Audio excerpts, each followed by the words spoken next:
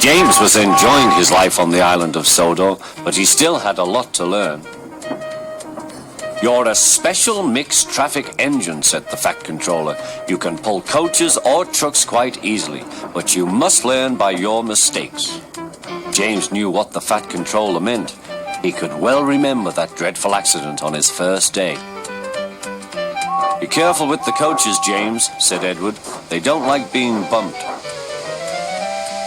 Everyone came to admire James. "I'm a really splendid engine," he thought, and suddenly let off steam. A shower of water fell on the Fat Controller's nice new top hat. Just then the guard blew his whistle, and James thought they had better go. Go on," he puffed to Edward. Don't push," replied Edward. The coaches were grumbling too. Don't go so fast. But James didn't listen.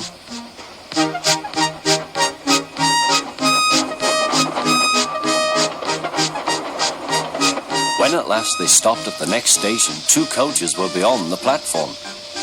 They had to go back to let the passengers out.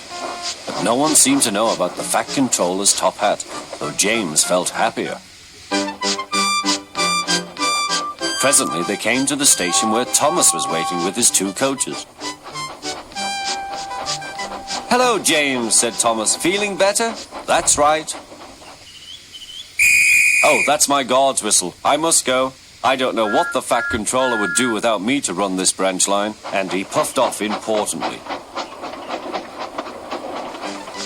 Edward and James passed the field where James had had his accident. The fence was mended and the cows were back again.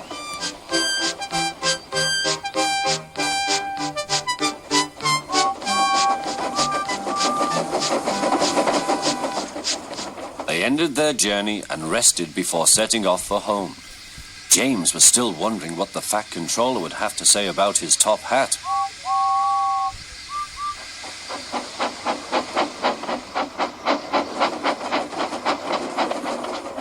Next morning, the Fat Controller spoke severely to him. "If you can't behave, I shall take away your red coat and have you painted blue." James didn't like that at all. He was very rough with the grumbling coaches as he brought them to the platform. "Don't talk, come on," he called to them. "Gordon never has to fetch his own coaches," he thought to himself, "and he's only painted blue." To make James even more cross, this time no one came near him. "I'll show them," he thought. "They think Gordon is the only engine who can pull coaches."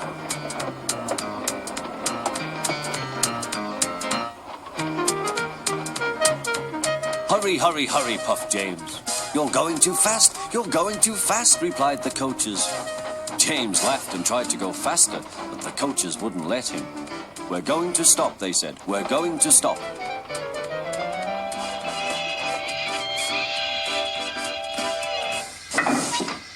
"What's the matter?" James asked his driver.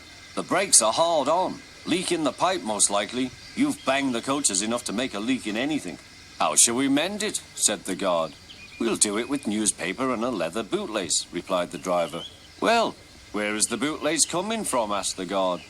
"Ask the passengers," said the driver. "You have a leather bootlace there, I see, sir," said the guard to a smartly dressed man. "Please give it to me." "I won't," said the man. "Then," said the guard, "I'm afraid the train will just stop where it is." The passengers all said what a bad railway it was. Then they told the man how bad he was instead. Everyone was very cross. At last he handed his laces over. The driver tied a pad of newspaper tightly round the hole in the brake pipe, and James was able to pull the train.